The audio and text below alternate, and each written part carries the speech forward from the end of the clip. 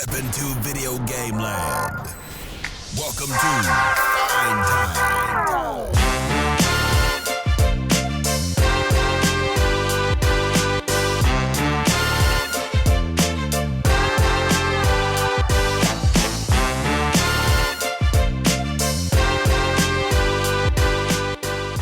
Hello, party people. It's your boy Dre, and I am here with my boy Steve. It is good to be here, a guest on this show, Andre. Thank you for joining me, Steve. I'm so glad you're a very frequent guest of Fine Time. Well, you know how it is. You know, when you're desperate for work. What was that? What do I mean? Huh? Who said that? Nobody said that. Kevin is not here to be jealous at me calling Steve my boy because very last minute he had to ditch again. But don't worry, he's not in any trouble. He's not in the hospital dying or something like that. It's just, sometimes family duty calls.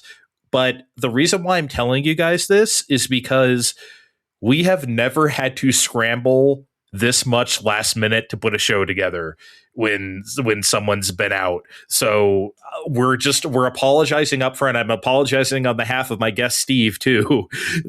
This may be a little bit of a mess sometimes, but bear with us today, please. Fine Time 99 had to be scrapped and restarted development at the last second. No, I'm just kidding. Oh my God. You can't tell people the numbers. They see the numbers anyway. I don't think they could see the number of episodes on their podcast feed. I don't know, man. There's a lot of other stuff in there. We also had weeks where all we did was talk about cinematic platformers or Darksiders. I said divide by 2. Anyway, yeah, we're just apologies for any rough spots today. That's all. We try to keep it real with you guys, so that's what's going on. We were going to come on here and talk Yoshi and the Mysterious Book, but we didn't really want to do that without Kevin. All three of us played that game, so we're going to hold that off until a later date. What I am going to talk about, though, and I guess I'll go first this time. Actually, you know what? Usually I say the name and then I play a little sounder. I'm not going to do that this time. I want the name to come later, so I'm going to play the sounder right now.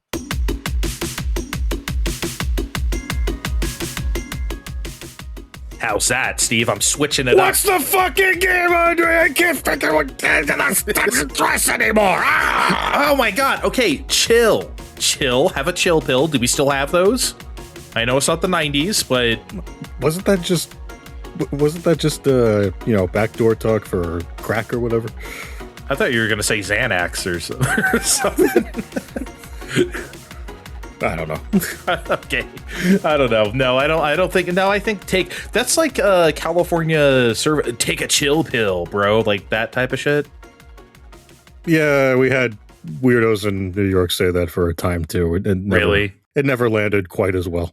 That made that out there too. Well, that's what was always funny about the Turtles, right? Because it was like they're from New York and they have those accents, but then they had all the radical, tubular, cowabunga shit, So it was weird. Well, you'd have the adults who learned how to be hip from tapes, that taught you how to be hip with the children. And they would tell you to take a chill pill and be like, what the hell are you talking about, lady? This is 1997. I haven't taken a chill pill in years. Please. Okay, so let's get into the game since you're so anxious. Okay, Steve. So, some time ago, I don't know, a couple months ago, I would say, I turned on Pinball FX on my PlayStation 5 video game console for the first time in a long time because that pinball feeling never really leaves you, Steve. I know you like pinball too. Maybe not as much as me, but, sometimes you just get in the mood and nothing else will do. Pinball is nice. Yeah. So I had that craving. So I turn on Pinball FX and I notice there's a trio of new tables, not new tables necessarily. I'll get into more about that in a second, but new tables from Bethesda IPs. I'll get to what those are in a second, but I click on the DLC for the Bethesda trio and I notice the first line says, "This purchase also entitles you to the Pinball M version of the DLC." And I was like, oh shit, that's right. Do you remember that? You remember me covering Pinball M a few years ago, right? Or no? Not super well. Maybe quickly reiterate for me. Okay, yeah. Well, I mean, I was going to reiterate for the audience anyway, so now you are the audience too. So for those who don't remember, Pinball M is an alternate packaging of Pinball FX that has an ESRB rating of mature. So you remember? So because Pinball FX is rated teen, which is fine because, you know, you can get a lot of stuff in there now. But Pinball M means that you can do stuff like Duke Nukem or Chucky or Dead by Daylight while actually getting to be true to those IPs and not under a teen rating. You get to go full out. That's right. You remember that? Okay, yeah. So, and it was a really cool proposition. So, you know, I had fun playing that. So, yeah, the three Bethesda IPs in this package in Pinball FX were Doom, like modern Doom, like 2016. Right. Fallout, and Skyrim, specifically Skyrim, not like Elder Scrolls or something. And then I was like, okay, like, why the hell would I play this on Pinball FX when I could just play this uncensored on Pinball M, right? So I shut down the Pinball FX, I load up Pinball M, and it starts updating because, of course, it's been a while since I played it. And this is when I discover that Pinball M is no longer called Pinball M. It is now Pinball FX Midnight. Oh, that's hot. Yeah, isn't it? I don't know when they made that change, but yeah, Pinball M is now Pinball FX Midnight. I don't know if it's dedicated or sad that we're going to have those kinds of IP for both Midnight and for babies. Well, I want to play the Doom pinball machine. Doink, doink, doink, doink, doink. No, honey, you can't play that. You can't play that Midnight. It's got the end that, you know, you see the guy with the chainsaw has just got like the cover on there, so it's like a yeah. But yeah, you're right. Pinball FX Midnight makes it sound a lot sexier than it actually is. But yeah, Pinball FX After Dark or something. Yeah. But yeah, Pinball FX Midnight it is. So, okay, let's start with that Bethesda trio, okay? So, of course, I went for Doom first because I wanted to see how they might go all out on Doom, right? So, you can choose Hurt Me Plenty or Nightmare before you start, which is very interesting. I don't think I've ever had a pinball table ask me my difficulty level before I started, but here we are. But hey, I guess that's the kind of thing you can do when you're doing video pinball, right? So I launched the ball with my bloody chainsaw that acts as the plunger, right? Just zoom and into the vicinity of a fully animated cyber demon that's occupying like the better half of like the top right play field, you know? And he's like really animated. And you know what? That's always the fun of Pinball FX, right? Because you get these really fantastical touches from what is ostensibly a quote unquote like real pinball table because it looks and acts like a real one for the most part. You know, this isn't like full on video pinball like your Devil's Crush or what are the recent indie Xeno Tilt or like Devil's Tilt or, you know. Yeah, those. Yeah. It's not like that where it's just like, here is a flat thing on a, you know, you're playing video pinball, crazy pinball. This is a fully modeled 3D rendered ass like pinball table, like it's real. You know, it's like sitting in a room and stuff before you hit start to play or whatever. And it's like with the back glass and everything. And it has like that typical dot matrix orange display and everything that shows your score and all the, you know, little animations and stuff and all those kind of touches, which is great. It's trying to make it as authentic as possible while also having fantastic touches. Like I said, you have a full animated cyber demon up there, and then you have like tricks with the ball itself. Like the ball does warp sometimes, like you do in Doom. You go into a warp and you go somewhere else. Or there's like a thing where the ball can go into lava and it'll come out like superheated. So you have this like molten ball of lava that you're hitting around for a while until it cools off.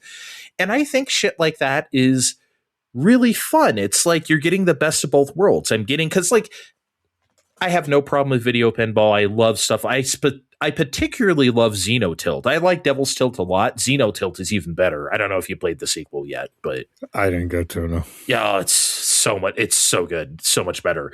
I like stuff like that, but I also really crave real pinball. But this gives you just a couple of fantastic touches too, where it just feels great to play and it just looks great too. So it just, again, best of both worlds. I think that's what's great about Pinball FX, or in this case, Pinball FX Midnight. The thing is, though, the Doom pin doesn't do a whole lot for me. It's okay, but for one reason or another, I'm not really feeling it. It's really hard to describe why pins hit for you or not, as you could probably imagine. I like this one. I don't really like this one, right? It's kind of tough to describe without getting really into the weeds on it, which I'm not going to bore everyone with today.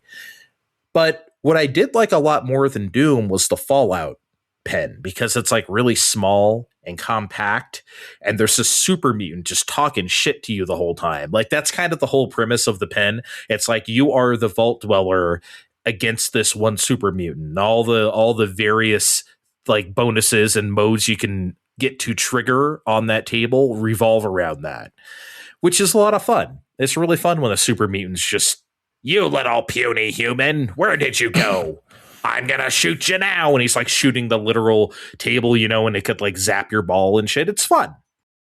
We need more games to taunt the player. We don't do that so much anymore. Yeah, we need more taunting in video games, if you ask me. Yeah, missed opportunities. Anyway. Yeah. But the Skyrim pin is pretty good too. It's also kind of compact. It has some fun like dragon flybys, who I assume is still voiced by Charles Martinet. Just blazing fire on the field of play and stuff, and it's good stuff.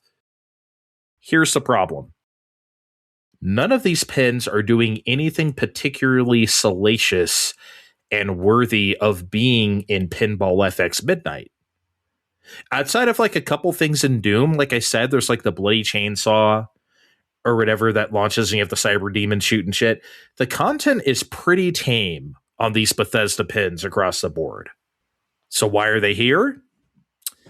Well, originally, these Bethesda pins were made for Pinball FX3, which is like many, many years ago, like before the current version known rebooted as Pinball FX. Right, where they started over in Unreal Engine 5 and stuff. So these pins are really old. And as you may remember, Pinball FX3 was rated E10. And as you probably know, this caused problems when they started getting real pins from like Williams and Midway and stuff, because they had to cut cigars out of fishtails, or they had to this means they couldn't even do stuff like Bride of Pinbot or the Elvira pins. They didn't even touch them, because it's like, what are we going to do? Our package is already rated E10. We can't do anything about it. That's also partially why they made Pinball FX and rebooted it, so it could be rated teen, and then they can have that stuff, right, with no more edits. But when you try to port pins over that weren't originally made with a mature rating in mind, it can come off as pretty goddamn tame compared to the rest of the offerings here. Because like I said, if you remember last time, I covered Duke Nukem and The Thing and Chucky, and like which went full out with the gore and like the movie quotes from Chucky and The Thing and stuff. And well, you know what those movies say, right? So, and that's in the pin, and that's why it was fun. The Bethesda tables were just not made with that in mind. So yeah, I'm sure they added more stuff to Doom that they could have gotten away with in the E10 package years and years ago, obviously, but not really very. I'm not feeling the Midnight, Steve, from these. So there's no difference between playing this in the Midnight package and playing this in an FX. I don't know. I guess I could have, if I had more time, I would have researched that. I could have played it in Pinball FX. I'm not sure. I would imagine there is less gore if you played it in basic bitch Pinball FX and Doom anyway. Because like I said, that's chainsaw is pretty bloody, and the Cyber Demon's doing stuff, and it's pretty gross looking like it is in the game. Maybe you could get away with that in a teen rating and a package overall where, okay, it's just one table that does that. It's not a huge deal. I don't know. But if this were in Pinball FX proper, with no edits, I wouldn't be surprised. I'll put it that way. And to me, that kind of defeats the purpose of Pinball FX Midnight. Yeah, maybe this isn't so hot after all. Well, don't worry. I'll get you hot in a second, okay? I'm going to get you hot right now because... No, I'm not in the mood anymore. Oh, I'm going to get your ass in the mood because here's the good news. There are a couple new pins here, and they are great, and they're very worthy of Pinball FX Midnight. One of them is called Camp Bloodbrook, which, as far as I know, it's not based off of any license, but it certainly is your classic 80s slasher movie motif that isn't actually a movie, but it sure acts like it is one. And it's a great one. It's really cool. There's all sorts of, you know what I like in pinball when it's based off of all sorts of zippy lanes. There's just like 7 or 8 of them. You just zip through a whole bunch of them. If anyone out there or Steve, you know the pin Medieval Madness, the classic Midway one. Okay. It's kind of like that. Maybe not quite as good as that because, I mean, quite honestly, this is just my snobbery. I don't think any video pinball can be quite as well designed as those 80s and 90s pins. But I mean, look, I'm not expecting that either from Pinball FX Midnight. But look, this is really good, though. The fact that I'm even making a remote comparison to something like Medieval Madness shows you that this is legit, you know? And it's just this girl, and it's they have a little talking piece before it starts. Oh, I just wanted to go to camp with my friends, like any normal teenager. But then this guy showed up, you know, like that. They're playing it up. It's an 80s slasher motif. Okay, maybe I'm a little hot again. Okay, see? I told you, it gets you a little hot. This might get you hotter depending on how much you care about this. The other new one that's great is the Texas Chainsaw Massacre. I don't think I have to explain that to anybody. I think that's as famous as horror movies get. And but did they do it? Oh, they do everything. It's great. It's perfect for Pinball FX Midnight. Your ball can hit against this like bag of unidentified flesh as it like tries to zip through the lanes, and it makes that, you know, that terrible sound. The side bumpers near the flippers give off these like really gratuitous sprays of blood for no particular reason other than just it's fun, you know? And like everything has these like squishy and squelchy sounds to them when you hit every bumper, when you hit everything. And it sounds gross. I love it. There's all sorts of clips too from the movies. Okay, stay here, I'll go check, and like stuff like that. Or dude, are you okay? And stuff like, maybe not dude, because I don't know when this came out, the 70s, but you know, stuff like that. I don't know. Did they say dude in the 70s? Sure. I feel like they did. Okay. So I'm not sure. I'm just trying to think of like my 70s movie knowledge, and I'm not sure. I feel like we start hearing dude in the 80s, but we definitely heard it more in the 80s. Maybe it's like a California thing in the 70s, and then it like kind of spread. I don't know. Well, the origins of dude is probably the Wild West, no? Like right. So that's why I say California, and then like, you know, spread east. But yeah, there's even like a giant chainsaw, obviously, because it's a Texas Chainsaw Massacre that will like kill, like quote unquote, kill your ball.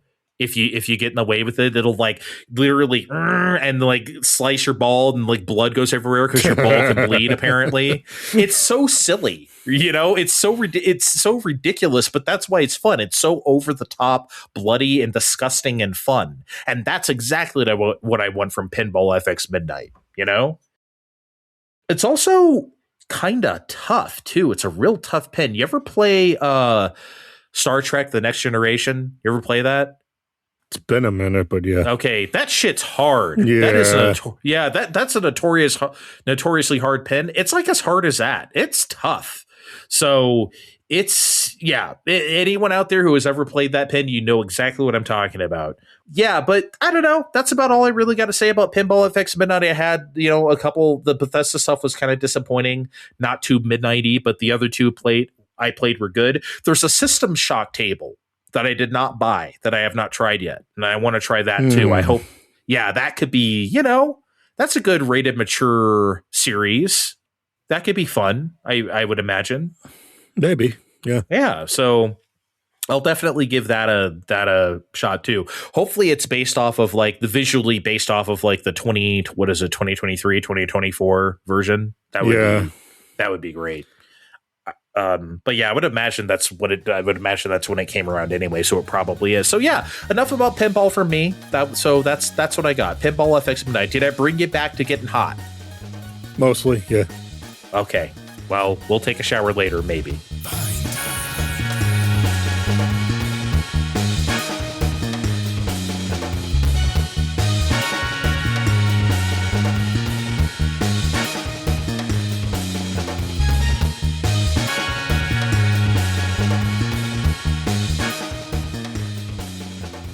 Guys, I know you've been listening. Well, I'm assuming if you're listening, you've been listening.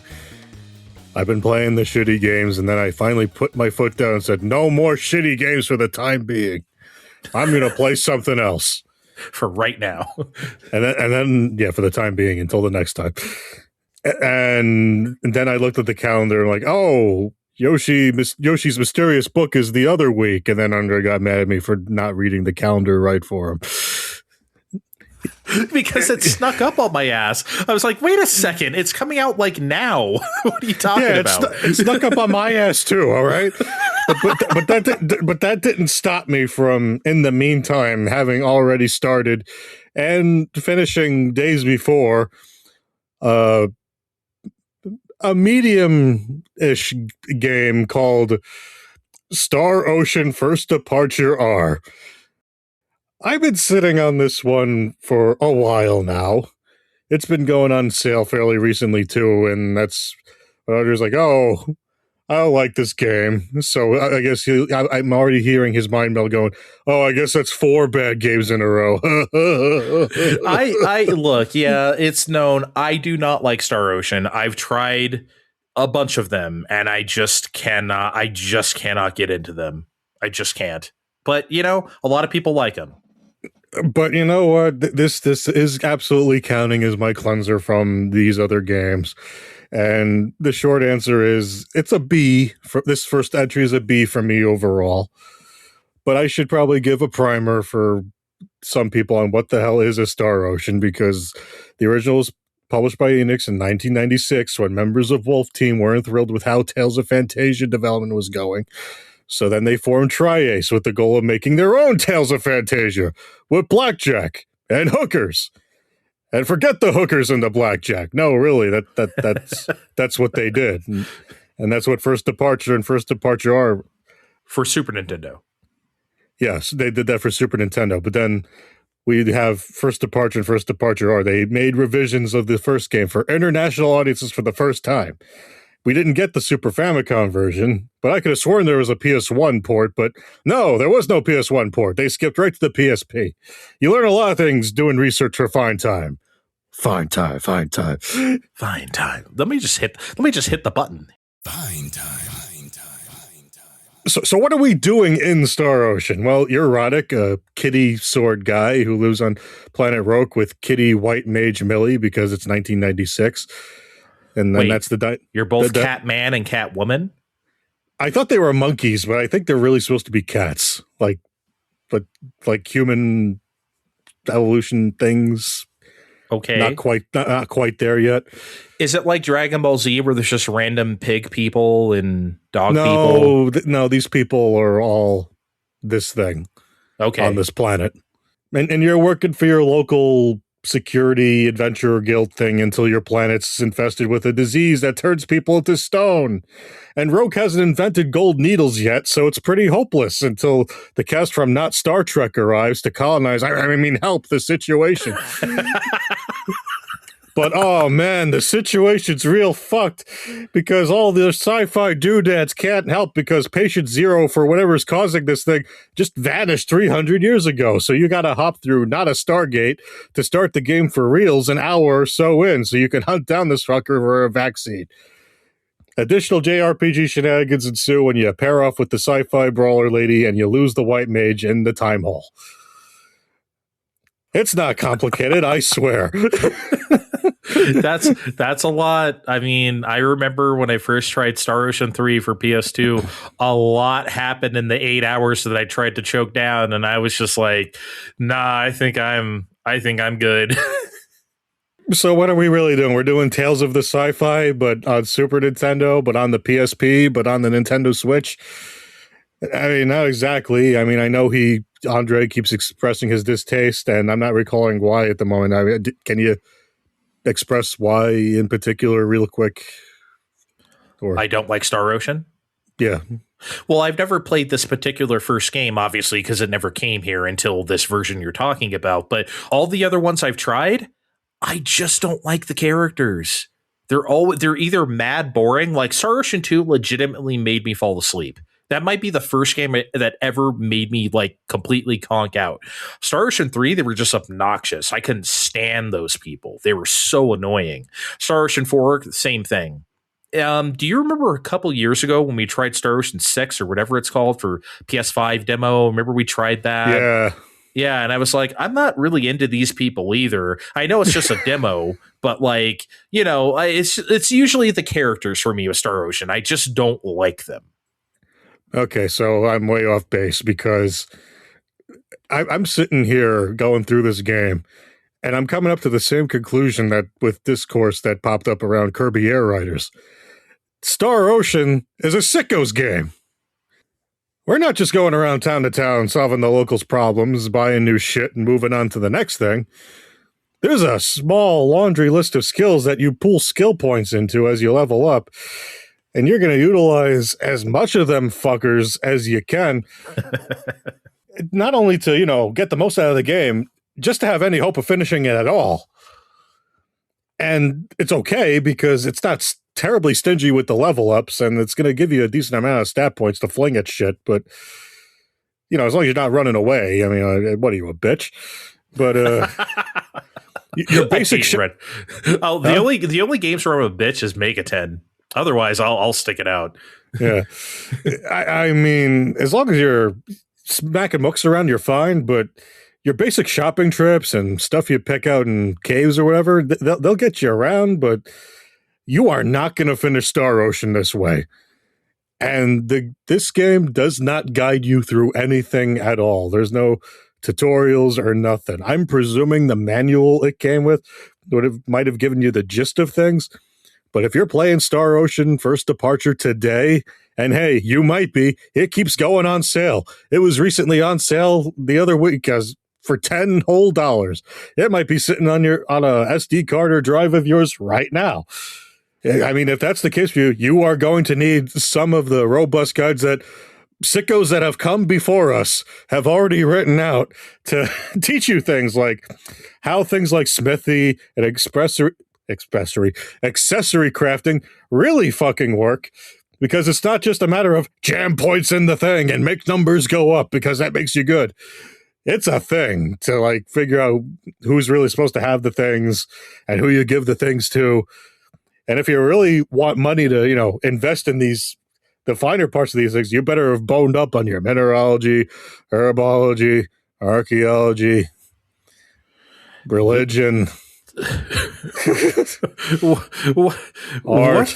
oh my God. Okay, well, so I thought this whole time that this was like a modern remake of Star Ocean, so this is just a straight up port.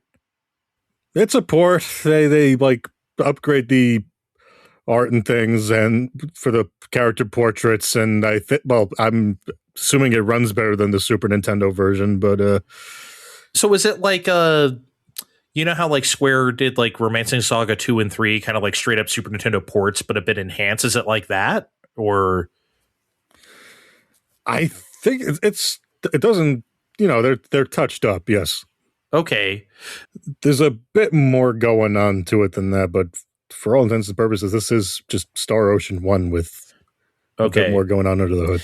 I guess the reason why I ask is because I guess I'm just surprised they would release this onto the people this way. Look, I'm for this. You know me. I don't like the sanding off the rough edges of RPGs, especially. Well, I don't like it in any game, but I especially don't like it in RPGs. You know that. I've came on the show and bitched about that plenty. So I'm surprised they didn't Dragon Quest VII reimagined this game or something. Maybe not with the graphics, but with the systems. But they didn't. No. Wow. I mean, they didn't even redo it from the PSP revision. So, oof. And I would imagine this port is kind of based off of their work on PSP already. So yeah, that's First Departure. This is First Departure R. Ooh, wow. Oh, okay, gotcha. Yeah, interesting. Anyway, I'm sorry. Go on. Yeah, and I did all that. Everyone became an expert in many, many things over the course of the game. And I know for a fact there's shit I missed. It's just the way the game's built. There's 8 party slots. I ended the game on 7. I know there's someone that could have went in there.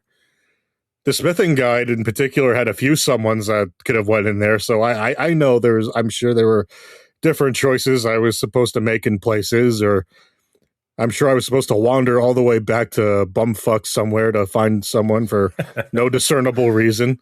And a long time ago, I might have game fact why the hell I have this girl's ocarina, and if she wasn't going to organically show up again. But today, I'm okay with someone more dedicated telling me how bad I am at Star Ocean.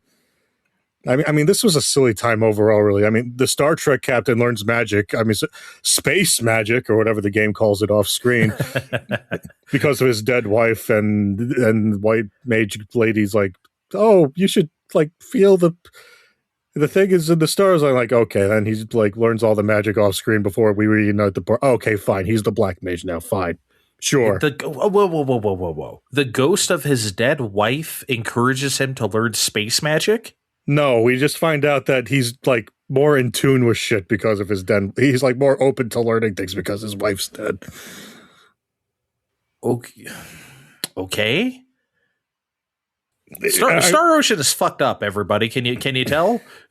I mean, we get a lot of weird line reads from this too, like meteor rain. It's because this is Tales adjacent, so we're gonna just stop shit real long and do a weird animation for a spell. So yep, that's what you did. That was the whole point of Tales of Fantasia. I think what I'm really getting at is that I'm not sure why this was called Star Ocean. The secondary protagonist journeyed across space, and they called that the Star Ocean. And sometimes when the brawler lady dies, she utters out, I can see the Star Ocean. Like it's one of our favorite memes being passed around. You know the ones. Oh, yeah. So I'm not saying that I hated this at all. Like I said, B rating overall. But I guess I expected more spacefaring in a game called Star Ocean. And we ended up in a space station for a few minutes. Maybe in another entry we do more Star Oceaning. Well, I was going to say, in Star Ocean 3, you start in space. You were on a spaceship. Okay. So I think later, maybe, I don't know, maybe they decided to put the stars in Star Ocean later on. They had a grand plan. I don't remember how it manifests in Star Ocean 2, because like I said, it was too fucking boring. I don't remember. I got Second Departure R over here. I'll find out. There's a second. Oh, is that the HD2 fake ass HD2D one, right? The not HD2D port, yeah. Yeah, that looked cool, but I was like, nah, you fooled me twice, shame on me, right? So I don't know, man. I'll do it eventually. Go ahead. And look, I played that Star Ocean 2 over 20 years ago. I was 19, 20 years old. So, I mean, I don't know. Maybe I'd feel better about it now. Who knows? Right? It did look cool enough to tip me, but I was also like, no. You remember how that game made you feel? It made you feel sleepy. Like I said, this was more about the sicko times in the menus. Like, yeah, look at this shit I'm making out of rocks and swords. Oh yeah. Well, see, I already feel sicko enough when I'm doing S&T5 demon fusing and using, okay, should I buff his dex 2 more points so I can get the edge over, you know what I mean? That's already sicko enough for me, right? Doing that kind of stuff, let alone Star Ocean. I don't know. Yeah, it's probably never going to be for me, but I'll just have to keep faring these stars alone. Okay. Well, look, we didn't get to last week because he wasn't here. I got you hot with Pinball FX Midnight. I'm begrudgingly asking you, do you want to take a shower? A cool one. Okay. I mean, it is kind of cool here because it is raining, but, you know, I'll compromise. Okay, fine. Cool shower coming right up. It's time to hit the showers.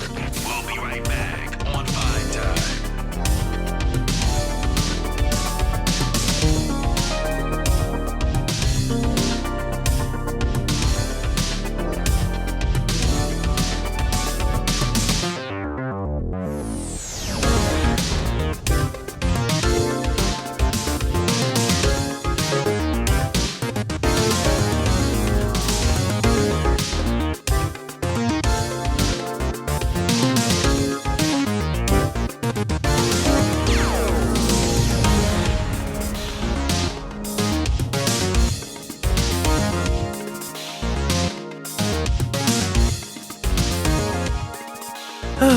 All right. I'm not, you know, I would insist that we share a towel just to rub it in Kevin's face, literally. But you know, I brought my own towel, so I guess we could just each use our own. And we can hang it on the rack and save it for another time. Yes, we can, because we're not freaks. So, all right. Big question time. We have a few big questions. Well, ordinarily, yes, but I have some potentially upsetting news that's breaking now. Uh-oh. Okay, lay it on me. There's a very upcoming Nintendo Switch Online Nintendo Classics update coming real soon. June 4th. Donkey Kong 64 is coming to Nintendo 64 Nintendo Classics. Hide your ass. That's it. That's the whole update. You know how they do.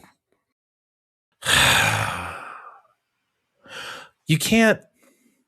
Usually they try to bury the shitty games with like something else. This is just like nakedly Donkey Kong 64, as if anyone wants that. There's a bunch of sickos that want Donkey Kong 64.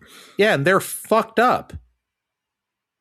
I told you people last year that this is not going to be what you want after playing Bonanza. And now you can all find out. Yeah, oof. Fuck Bonanza. You don't even need Bonanza to know this is a piece of shit. Whatever, man. This is not. I don't even think it's that bad, but I mean, this is not it, kids. Oh, it's just, look, you know, I'm a hater of this genre, and Donkey Kong 64 is like perfectly designed in a lab to specifically piss me off. I understand that. It's even no Earthworm Jim 3D, but it'll piss you off enough. Oh, Earthworm Jim 3. I'd much rather play Earthworm Jim 3D. I'd much rather play that. Oh, them's fighting words. I'd rather. Okay. I know I keep using this as our low water benchmark, but like Tonic Trouble or Donkey Kong 64? Donkey Kong 64. See, I would say that just by like the smallest bit, just because of the music, essentially, not the accursed Donkey Kong rap, but like the music in the actual game. Grant Kirkhope always brought it home. Yeah, so I would say it just for that, but probably just as miserable to play. All right, let's get to these questions. I guess this isn't much of a question, but Steve, this morning, as of this recording, so I guess yesterday morning when this will air, that Dragon Quest, I guess it's not a direct update. Every year they have the Dragon Quest update broadcast on Dragon Quest Day. It's always today, because I know you don't like to recognize anniversaries and things, but I think I think in there they love to recognize the day that they unleashed Dragon Quest upon the world, and this is the 40th anniversary of Dragon Quest, you guys. Yes, it is. Certainly 40 years of Dragon Quest, but not necessarily here because we had Dragon Warrior in 89, 90.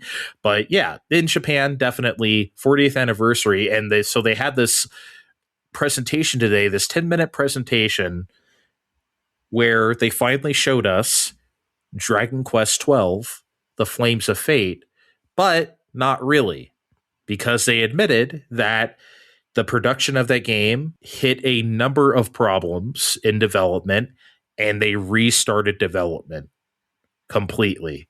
They completely abandoned that version of the game that they announced years and years ago now. So that is now lost to time. And what they did show us is what they are doing now, which is Dragon Quest XII Beyond Dreams. And they said they also admitted, Steve, that this is not the game that was before in terms of tone and scope, which means we talked about it for years now, that the darker tone Dragon Quest or whatever Yuji Horii said back then, that is no longer on the table. Judging by this trailer, that is clearly not on the table anymore. Because this just looks like we're furthering the ideas of 11. So, Steve, what did you think? I gotta tell you, I think this is what needed to happen, because it might have been the last Dragon Quest presentation or a Nintendo Direct. We saw Yuji Horii showing off Dragon Quest 1 and 2 HD 2D, hugging his emotional support slime, promising us, but probably more himself, that Dragon Quest was going to keep going. I swear. We're all going to love it. La, la, la, la, la. It was sad. It really was. It was. I felt bad for him. All his friends are dead. And I made a dumb joke about this at the time that I feel bad about now, that Dragon Quest is in this bizarre transitional period, and we need to let them play around in there, especially since this is the guy that's been supervising most things Dragon Quest from the start. Even at the end of the trailer, he's like, what's in the dream? Not something dark and scary, but something hopeful and bright, hopefully. I think we need to let this cook, and he's been at this the whole time. I'm sure he's been really looking at this one particularly close. I mean, I'm sure he also put his stamp on that hover cycle thing we saw early on. I wonder why I brought that up just now. Anyway, I don't know. When do you think this is coming out? 2028 at the earliest, right? The very earliest. Yeah, I saw a bunch of people thinking next year. I'm like, no. 2028. No, this 28, man. If they restarted and we're just now seeing the footage look good, obviously not blowing my socks off or anything, but honestly, when does Dragon Quest ever do that? So Dragon Quest is a game you play to experience, not something we watch the trailer for that. Right, but also, I remember seeing Dragon Quest VIII for the first time and being like, whoa, because that was the first real 3D one, right? And then they really nailed the look and everything. And Dragon Quest VIII is an amazing game. But this just kind of looks like like I said, we're furthering 11 in a way that's good, because 11 was fucking awesome. So I'm into it. Yeah, I can't wait. It's just been a weird couple of years with that, because they announced 12 back in our previous creative endeavor. I'm like, oh man. Yeah, it's been a while.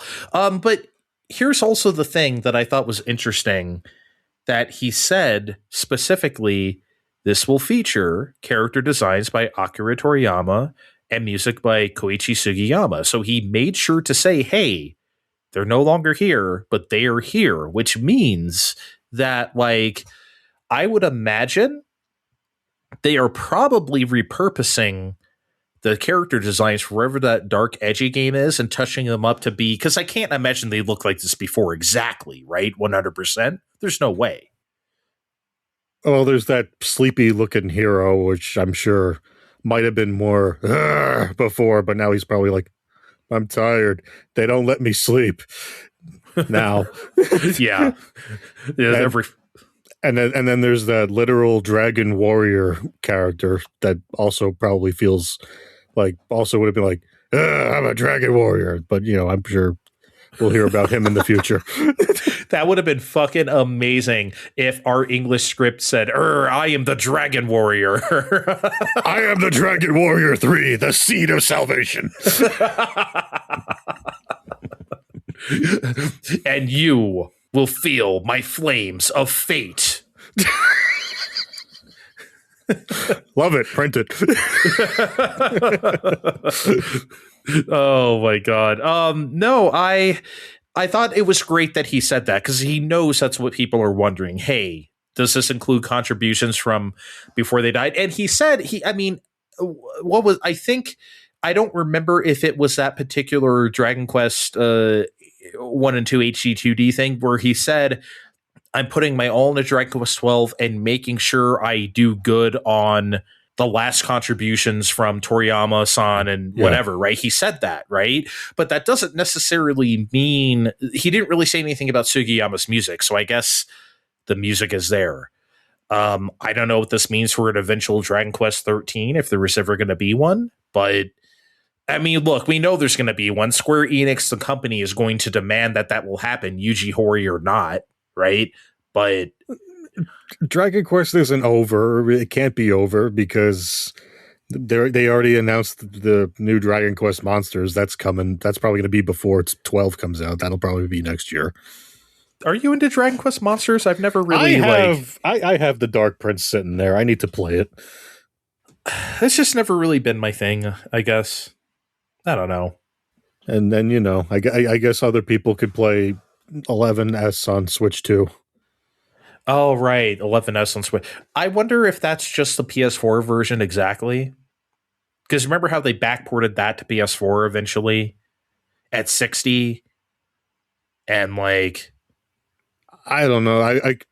I'd buy an upgrade, but they're not doing that. They're not. Yeah, Squeenix doesn't do that. So they did a handful for like Romance and Saga 2 remake and Final Fantasy Tactics Advance, but I'm a bit surprised they didn't do that for this since they came out so long ago and a bunch of us have it. There's a Switch 2 version of Romancing Saga 2, the 7 Fallen or whatever. Yeah, I bought it on fire sale at Best Buy after they announced it. Oh, so you don't have to fucking suffer anymore. That's great. I played that shit obviously on Steam and Steam Deck, and like, yeah, that shit was. I mean, look, that game is not a looker. I mean, don't get me wrong; it's not about the graphics necessarily, but it should run well, and now it will. I mean, if I'm playing 11 again, it would be in 2D, so I'm really not super concerned. Oh, by the way, do you like how when they showed all the Dragon Quests before showing 12, they showed both the 3DS version and the actual version of 11, which is kind of funny. I don't know what the number is, but they had to sell a boatload of the 3DS version in Japan. Yeah. Probably not here, but certainly in Japan. Well, it didn't come out here, so they couldn't. Oh, that's right, because we had to get that content in S. We didn't see any of that until S. Yeah, you're right. I'm interested. I would like to sit there and watch that again, that trailer, and analyze it a bit in my noggin. But yeah, Beyond Dreams. I do like that subtitle. It's not very Dragon Questy. Usually it's the something of the something, right? And the something. That's usually how it's usually very verbose, but this is not.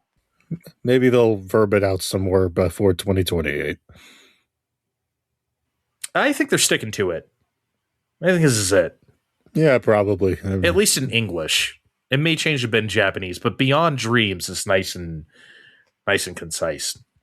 Yeah. So, yeah. All right. Looking forward to it. I'm glad the game is alive now in a different form. Guess what, everybody? The Steam Decks are back in stock in the online store as of today when we're recording this. Yay! And they got a fat price increase. Boo! In particular, the 512 gig OLED has gone from $549 to $789.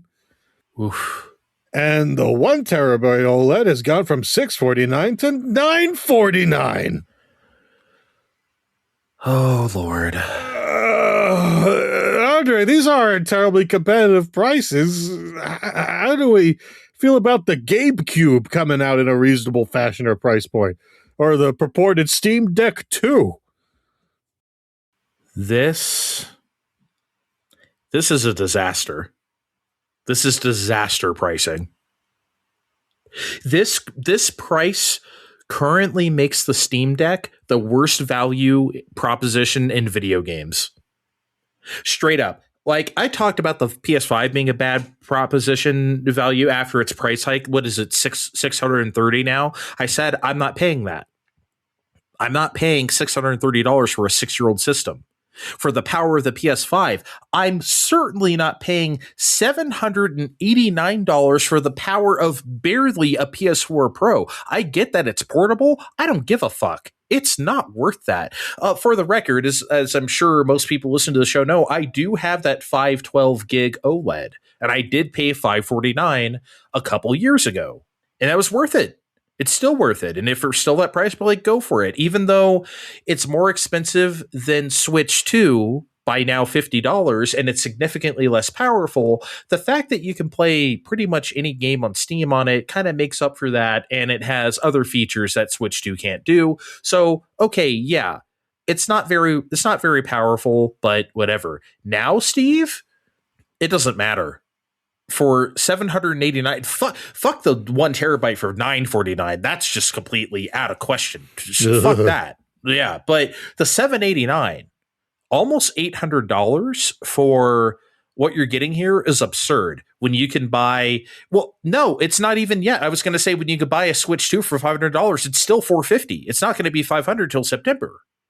So I have no idea. And the Switch 2 is like several times more powerful than a Steam Deck. It's no contest. So I have no idea why anyone would get this. Even if you are enthusiasts like us, it's such a terrible value now. No way. I would be looking at a fucking ROG Ally now before I'd look at this. Just spend like $50, $100 more and get like something actually really powerful if you want something like that. We all know what I did after Christmas. I was online and I happened to catch Best Buy doing for Plus members cheaper by comparison Legion Goes. I'm like, fuck it, I'll get this for $400, and so I did. But that's not everybody, and I'm glad I did, because look at these fucking prices. Yeah, and I bet what you have. Again, I don't know exactly. I bet it's just as like powerful as a Steam Deck, if not more. I would bet it's more for sure. It's on par. It's no, not even the $789. Fuck this. Yeah, man. Look,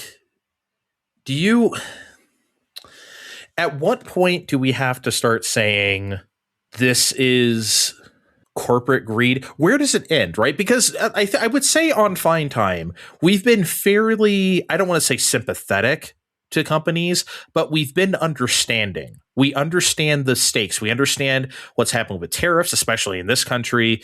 And we understand like a lot of things, right? What's been happening in the world, which is driving prices up, the AI data centers, all the bullshit, right? At some point, though, where do we have to start saying these companies are just being insanely greedy? Do you feel that way? Because I know some people do, but I'm not sure that I'm there yet, because we can see all the things that led to this point. We know why the price is going up, but this much? It's this much where I'm taking umbrage, because $300 for the 1 terabyte is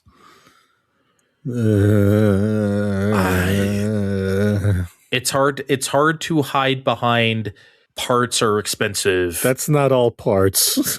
Especially very old parts, which aren't very powerful parts at this point. They never were in the first place. When Steam Deck came out, it was never like a powerhouse. It was never supposed to be, right? But now it certainly isn't. And you're going to tell me, like, if someone out there just wants to play what's out there right now, Octopath Traveler 0 or Dispatch or anything, right? In the last couple of years, it's not like, some AAA monstrosity that none of these systems would be able to run anyway. Why the hell would I ever suggest anyone get a Steam Deck? You could just play all those games at Switch 2 and they run great, and there's just no need to do anything else now.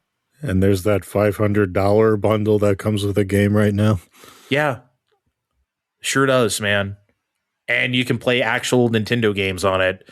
Like, so again, I get that nothing has the library of Steam, but at some point the price just makes that not matter. And I think we're at that point. I would never, like, the last 2 years, I mean, you've heard me on this show. I couldn't stop singing the praises of Steam Deck. I would suggest it to anybody. Yeah, it's not the most powerful thing, but the value proposition for that thing was great. Now it is not great. And it's not just not great. It's so far out of line that I would never suggest it to anybody. Hey, you kept talking to me about it enough to have me look at it on occasion, but to the point where I have my Legion Go now. But it's like, no, not at this price. As for GameCube, I don't know what that means. I was kind of hopeful, like when they announced that thing. Well, people thought it would be like console price. I'm like, no, it's not. It's going to be expensive. It's going to be at the very, very, very least $800. Now I'm looking at that thing. It's like we're looking at $1,200 to start, and nobody's going to pay that. Do you think they'll be the first over $1,000 console? Even though they're really a PC. If we want to consider it a console, yeah, for sure. There's no way it's under 1,000. I don't even think it's close to 1,000. And that's if they have the balls to even keep going with it for now. You think they'll actually keep moving ahead with it? Because they never really committed on a timeline for that. They could just sit on the idea until prices come down of stuff. They could, but I don't know. I don't know who's buying a $1,200. I don't know who's buying an $800 GameCube. I could see the market for it, though. I mean, it's not you or me, but I could see it, right? I could see how that would be a device that would be very valuable, but especially since, like, considering the power that was in that thing that to be purported, I was like, okay, yeah, I see that. As of right now, I don't see shit. Like we are in a place that is unimaginable. Even as the last few years, this entire generation, we've been seeing the prices of every piece of hardware just keep going up and never coming down. This one is the worst yet. This is worse than any Xbox price hike. This is the worst one. But Andre, surely the Steam sales make up for it. No, I'm just kidding. This is awful. I mean, they, to be fucking real with you, they kind of do, but that still doesn't put $789 in my pocket if I didn't already have one, right? I still have to be able to afford the goddamn thing. I already bought one with a tax return a few years ago. A tax return. That's the kind of money I'm dealing with, right? I can't just drop $800 goddamn dollars like that. Most of us can't. It's I know that's like a hard concept for some people, but like we have to make these are financial purchases that we have to think about. Yeah. I mean, Steve, I'm trying to buy an e-scooter right now. That shit's fucking expensive because I'm fat. And I have to get a good one, which means I have to spend about this kind of Steam Deck money to get one. I'm not spending that on a handheld video game console. Man, not to be this person, but maybe you should hurry up before they think about putting AI in and increasing the prices of those. For fucking real. Jesus Christ, that's depressing. Well, sorry, Steam Deck. You're just not worth it anymore.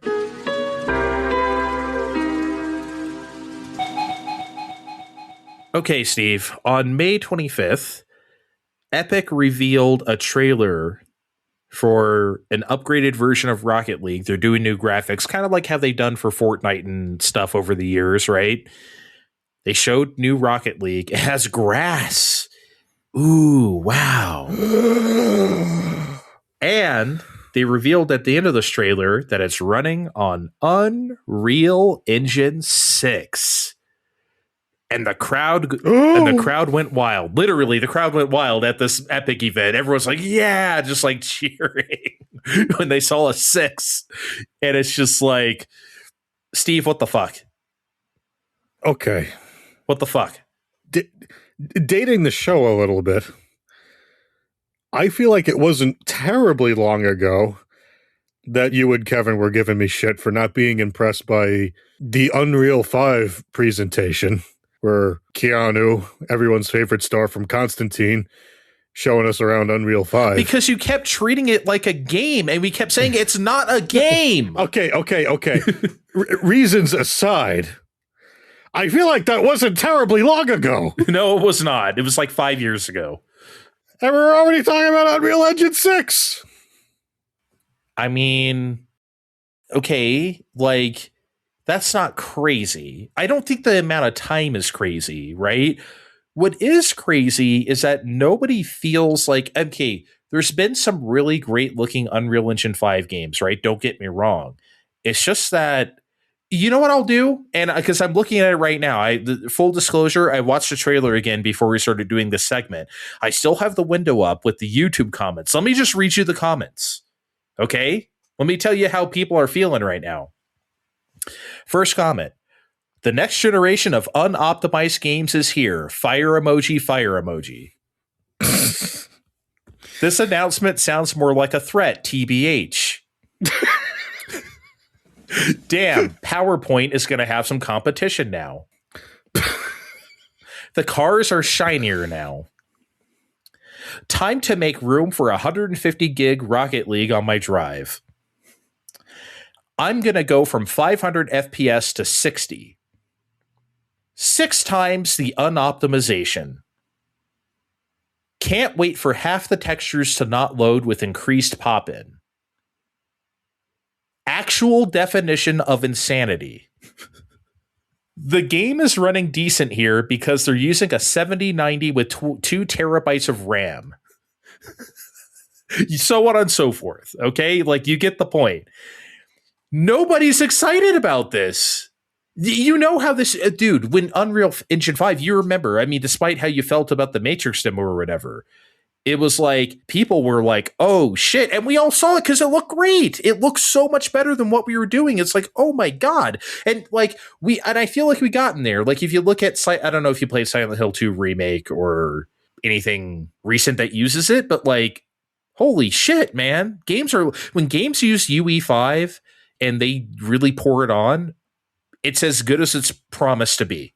But not a lot of games do that. And the overhead just seems not worth it sometimes to a lot of people, as you can tell from those comments. So I'm not saying I feel exactly like those people. At the same time, Steve, maybe Rocket League isn't necessarily the game you want to show off. Like, maybe they should have showed something. I don't know. Rocket League isn't really built for like showing off that type of shit. Epic Pinball. That would have actually been better. I was thinking about that the whole time we were talking about Pinball FX. I'm like, man, I haven't played. I bought that on GOG, but I haven't played that in forever. I mean, get to it. I'm sure it's still. Hope you don't have to use DOSBox or something. If it's like the other ones, I'm sure they slapped it on or whatever. Yeah, I mean, like, I don't know what else to say other than that. I think the people said it for us. It feels weird because we're in such a weird fucking spot with video game graphics where people simultaneously don't want to try. Here's the thing. I'm not one of those people who feels like graphics have peaked. We can't do any better. We're only having incremental changes and shit. And I'm like, I don't necessarily feel that way because games come out all the time and blow us away. And there's still room to do really cool shit. But the innovation level right now is so low where we don't get to do that cool shit. We only get an Astrobot every so often. We only get like a Donkey Kong Bonanza every so often. Like, we don't get to see games do cool shit too often because we still want to do the same ass things we've been doing for 15 years. Until we stop doing that stuff and start thinking differently with the technology, we're not going to get anywhere. So, but that's another discussion, I guess. What I'm trying to say is I don't hate the idea of Unreal Engine 6 on its face. I just don't trust today's developers to do anything cool with it, so it may as well not exist. No, you're right. It's just my own perception at time is skewed too. And then look, I'm getting old, and I guess I do confuse diminishing returns on graphics with everyone being lazy too. I'm an old man that way. To clarify, I'm not saying that there's not diminishing returns. I'm just saying that, like, it's not as dire as people make it out to be. I think it wouldn't feel that way nearly as much as if we still did cool shit with graphics. But we're not interested in doing cool shit with graphics. So that's how I feel. Diminishing returns are real. But how much is that? I wonder how much of that is really on the Unreals of the world.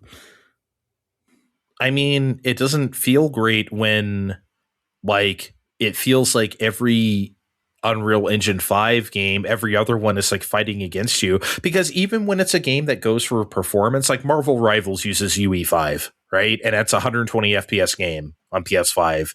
And it hits that target most of the time. Unless you're doing one of those crazy like 18v18 modes or something where it's like, okay, yeah, of course it's going to dip because that's not what the game is built for. It's just funny fuck off time. But the regular game doesn't really dip too often. And like it's optimized for frame rate, but not a lot of games do that. And that's NetEase who makes that game, right? So they have like tons of people to throw at that problem. If you're like an indie, I don't see why you would ever even bother trying to use like Unreal Engine 5. It just seems insane to me. I mean, and like games that are coming out soon, like Final Fantasy VII Remake Part 3, whatever it's going to be called, like that's still using UE4 because like if they try to use UE5, you're gonna add like so much more to the development time. They can't. They have to keep that shit going. Yeah, I remember that being a point of contention for Rebirth, how they have to stick with 4. They have to. They don't have a choice now. So I don't know, man. We're in a weird spot with graphics. This Unreal Engine 6 announcement would feel better in a different time, but the times right now for that kind of stuff is a bit dire. I hate to say it. All right, Steve, I know you have a game for me in a second, but I want to ask you a question first. I don't know if you'll remember what I'm talking about. I wish Kevin were here too, because I know I brought it up in front of both of you, but do you remember? I want to say it was damn near 4 years ago, so it was probably really early in our show's life. There was a commercial. There was a PlayStation commercial, and it showed a bunch of games that weren't out yet. And one of the games they showed, nobody recognized. It was a young woman, a young blonde white woman, in like a cave or something. She was talking, and everyone's like, "That's Nathan Drake's daughter" or something. Do you remember that? But did we ever find out what that game was? Who that character was? I don't remember a commercial, but I remember the shots for that floating around for a time. Yeah, no, it was from a commercial. It was from a PlayStation commercial on TV, and the first clip they showed was from whatever game that was. I remember the assumption was it being an Uncharted, but I don't remember that ever being anything. Yeah, I don't think that ever nothing became of that, right? You played all the Uncharteds. I think you would have unfortunately. Told us. Yeah, so like, no, I don't. I mean, I believe at the end of, I'm sorry if I'm spoiling Uncharted for everybody. I believe at the end of Uncharted 4, we find out she's pregnant, or he just has a daughter or something like that, or maybe she's really young in that game. I don't remember. And like, I think the idea is that her's grown up, but that was all speculation. We have no idea what that game was. It must have been a really early glimpse in development. Maybe. Probably why we don't do that so much anymore, but here we are in 2022 doing that. I mean, it was also like, I'm sure at this point, so everyone else at Sony realized, hey, this Jim Ryan guy has got to go. So they probably forgot about whatever that was, if that ever became anything. I could be talking out of my ass and we figured out what that was years ago and I just never heard of it. I'm sure we'll be corrected tomorrow. Yeah, someone out there, if you know what the fuck we're talking about right now, let us know. Okay, Steve, lay the game on me.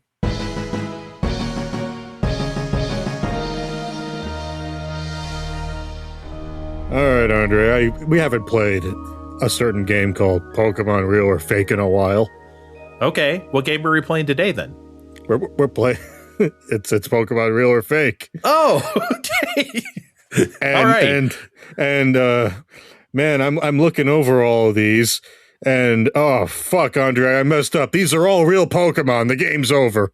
Oh shit. We got to wrap up the show. Well, thanks for listening. No, I'm just fucking. I'm just fucking with you. Okay, thank you. You know why? Because it's been 10 years. Pokemon Sun and Moon and that came out in that time, and they introduced a thing called Ultrabeasts. Ooh. They popped out of these dimensional holes, and they were loosely based off of Ken Sugimori's, some of his rejected designs and blah, blah, blah. Anyway, I have a mixture of these and real Pokemon, and you got to tell me which are which.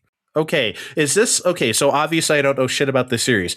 Is this the reason why I see like Charizard that's like really fucking big sometimes because it's like an Ultra Beast, or is that something else? Oh, that's a Mega Evolution. Mega Evolution. Yes, That is not an Ultra Beast. that is not an Ultra Beast. So an Ultra Beast is like an entirely different Pokemon. It's not based off of like a existing. It is not based on an existing Pokemon you've seen before. Okay, got it. All right, I'm there. So here we are today, Andre. All the Pokemon are real today. But you got to tell me whether this one would be an Ultra Beast or just a basic bitch Pokemon. Oh, okay.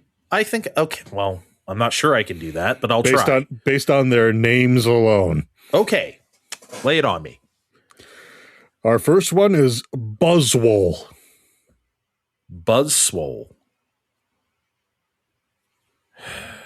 See, this is where I get in trouble, right? Because I want it to be real. These are all Pokemon.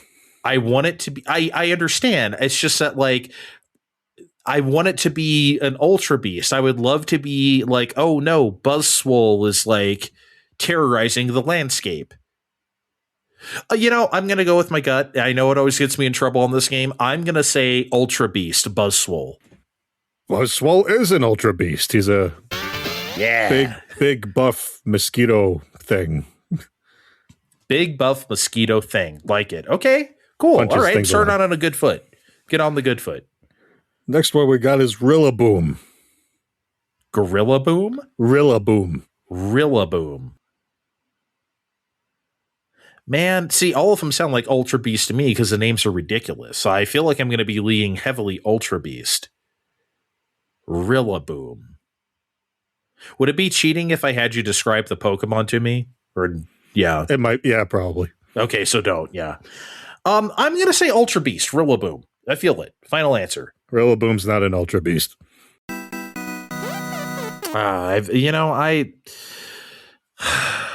Man. Are you sure? Are you sure he's not an Ultra Beast? He sounds like one. No, he's just a really big grass gorilla with a drum. Grass gorilla? Yeah, that's all. Like grass type? Or like... Yeah. But does he look like foresty or something? Or yeah, like... he's kind of foresty. Okay. All right. Next one. Pheromosa.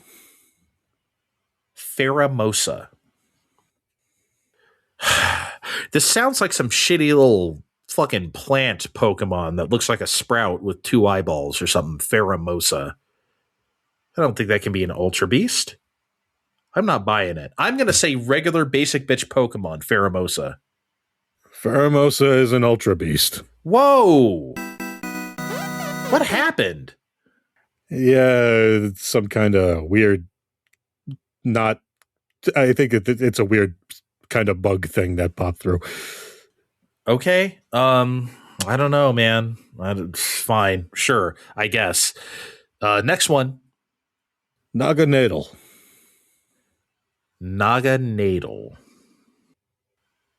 I know I'm doing a thing because of Naga, but it just sounds like some shitty little snake. The snake Pokemon are never cool. It's just like Arbok just has a funny face, right? Like it's just like, hey, I'm a snake. I look friendly. You know? I'm sorry for being a Gen 1er, but that's all I really know. Nah, you don't deserve Naganadel. You don't deserve to be an Ultra. I'm going to say basic bitch Pokemon. He's not very significant, but he's technically an Ultra Beast. What? How? We've been trying to figure that one out for a while. He's not very significant. So what? It's just like a regular size. Or the Ultra Beasts are big, right? Mostly big, but he still comes in through the dimensional hole, so he counts. I think there should be a size requirement to be an Ultra Beast. Yeah, you would think so, but that's not. They come through the space hole. This is bullshit, man. This would be like if you like if your parents went on a vacation to Zaire and you were born in Zaire while your mom was pregnant, that's like saying you're African because you were born there and then you came back to the United. Like, what? Come on, please. I don't know if we should be making that comparison on the air. I'm sorry. I can make that comparison. Okay, I can say it. Okay, we all know you're allowed to say it, but I'm not allowed to agree. Okay, fine. Let's move on. Let's move on to the next one. We'll move on to circuitry. Circuitry. That's fake. Okay, that's not the game we're playing. Circuit is so fucking stupid. You know what? I'm going to say Ultrabeast because it's going to piss me off if it's an Ultrabeast. So I'm just going to say it ahead of time. Ultrabeast. Circuitry's an Ultrabeast. I mean, fucking really, circuitry. It's a big wiry tree, so yes, it'll fit all the... Oh, circuitry. Okay. I should have had you spell it. Well, I don't know. Sometimes I do that, but... Okay. Yeah. Okay, cool. Fine. Circuitry. I'm sure you meet the size requirement because you're a tree. I'm sure you're not a subawoo-doo-doo or whatever the fuck that thing is called. Anyway. That's not even right? I'm sure anyone who plays Pokemon thinks I'm fucking stupid as hell, including you. Okay, all right, next one. This is why Andre's not on the PokePals. Cosmoium. Cosmoium. I don't have any particular feeling about this one. I don't know. Can you tell me the type that it is? Psychic. Psychic makes me want to say Ultra Beast, right? But obviously there's plenty of psychic Pokemon that are not, right? So that doesn't mean anything. That'd be like if Psyduck were an Ultra Beast or something and be like, that's fucking stupid. Psyduck is psychic, right? It's not just a name. Psyduck is water. Just water? Somehow. But his name is Psyduck. I know. And he does psychic things. What the fuck? This is fucking this fuck this series. I'm gonna say fuck you in your 30 years.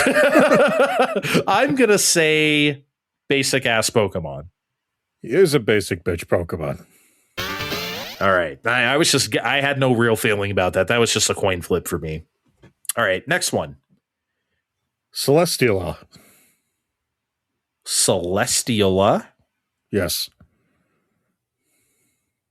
Obviously, the name Celestial makes me think Ultra Beast. But it also could be one of those plant ass bitches like that look like a fucking DeviantArt. Like, what is that? Gardevoir? Gardevoir, which is a psychic fairy. Psychic fairy. Jesus. Aren't they in Pokken? I think that's why I know them. Yes. Yeah, that's how I know them. See, I know little Pokemans. Just a tiny bit. From Smash and Pokken. Say the name again. I'm sorry. Celesteela? Celesteela. I'm going to say Ultra Beast. Ultra Beast. All right. I'm not doing too bad. That ain't bad. Okay. Next one. I'm on a roll. Kartana. Kartana.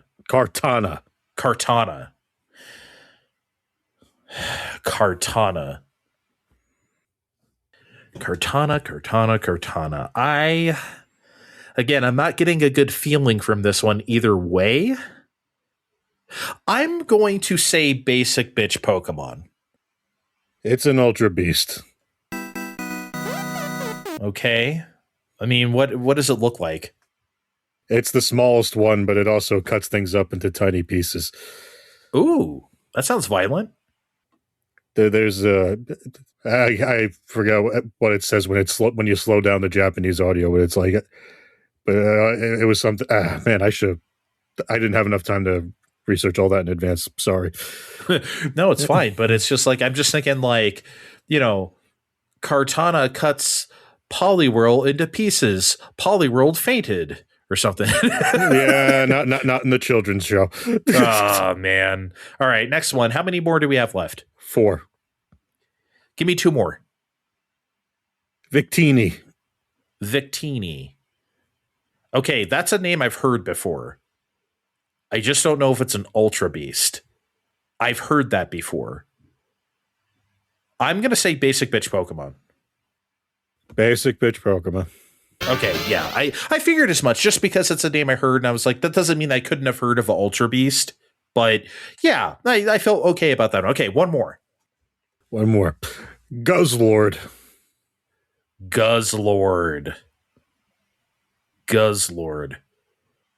Can you tell me the type? I forget offhand, but I think we're Dark Poison. Dark Poison.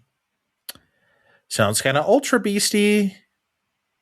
I feel like Guzzlord, maybe because of the name Lord, might be large in stature. Fuck it. I'm going to say Ultra Beast. Guzzlord's an Ultra Beast. Holy shit. I did kind of not too bad, right? That wasn't too bad. Oh, that was... You stumbled a little bit at the beginning, but you did all right. Yeah, all right. I'll take it. I'm a Pokemon master. Pokemon Master Sex. Do people still play that game? Oh, I don't know. When's the last time you turned on Master Sex? At least a phone ago. If you can measure the time in phones, then it's been a while. All right. I think that's it. Thanks, guys, for joining us. Sorry for the last minute scrambling. Hopefully it wasn't too chaotic of a listen or weird of a listen. But hey, sometimes you got to do what you got to do. Thanks for sticking with us. We will be back, not necessarily for a big deal, but in a couple weeks, we'll be back to do that whole Summer Games Fest, State of Play, Microsoft, and whatever else pops up. We'll do the big 3 plus, I don't know. Usually we take a peek at Day of the Devs, Steve. Sometimes we like to round up all the shows. It's one of the shows that gotta rustle up all them shows. Yeah. Rustle up all them shows. Whip sound. And I don't know, it seems you guys like listening to our peanut gallery takes on the shows, and we really like doing them. It's one of my favorite things we do on the show is when we cover Nintendo Directs or whatever, right? So yeah, we're just going to be doing a bunch of that, and then we'll be back to the regular big deal, after that, right? But hey, thanks for joining us for this makeshift one. Check the description of this podcast to find our names on social media, and we'll see you next time. Bye. We'll see you next time on Fine Time.